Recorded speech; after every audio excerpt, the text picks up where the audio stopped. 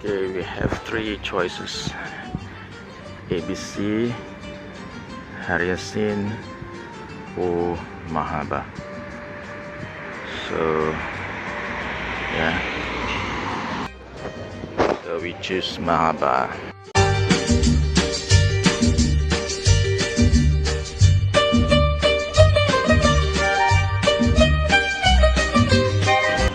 So makan apa sahur?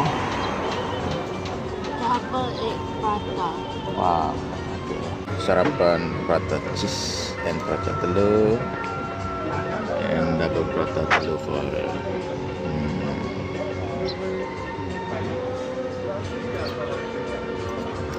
Untuk makan.